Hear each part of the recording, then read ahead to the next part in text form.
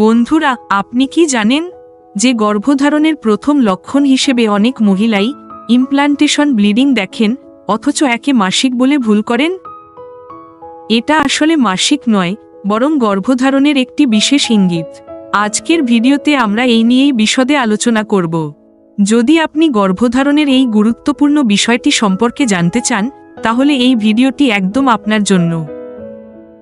Video শুরু করার আগে আপনাদের কাছে অনুরোধ রইল, এই তথ্য যদি আপনাদের সাহায্যকারী মনে হয় তাহলে এই ভিডিওটি লাইক করে আপনার বন্ধুদের সাথে শেয়ার করুন এবং এরকম আরও উপকারী কন্টেন্টের জন্য সাবস্ক্রাইব করুন।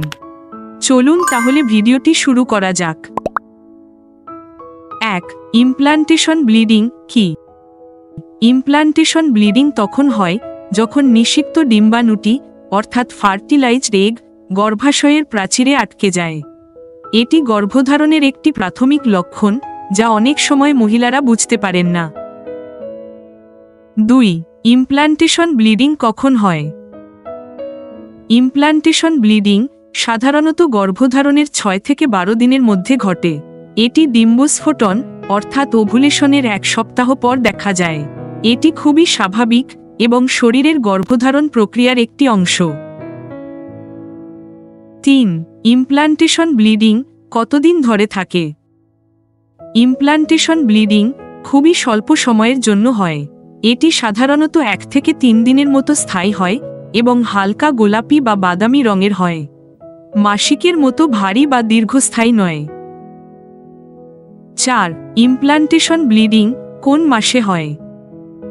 ইমপ্লান্টেশন ব্লিডিং গর্ভধারণের প্রথম মাসেই ঘটে। সাধারণত এটি গর্ভধারণের একটি প্রাথমিক ইঙ্গিত হিসেবে কাজ করে, যা অনেক সময় মহিলারা বুঝতে পারেন না। 5. ইমপ্লান্টেশন ব্লিডিং দেখা দিলে কখন ডাক্তারের কাছে যেতে হবে? যদি ইমপ্লান্টেশন ব্লিডিংয়ের পাশাপাশি তীব্র ব্যথা, ভারী রক্তপাত বা অন্য কোনো অস্বাভাবিক উপসর্গ দেখা যায়, তবে অবশ্যই ডাক্তারের সঙ্গে পরামর্শ করুন। এটি অন্য কোনো সমস্যার ইঙ্গিতও হতে পারে। বন্ধুরা, আশা করি আজকের ভিডিওটি আপনাদের অনেক প্রশ্নের উত্তর দিতে পেরেছে।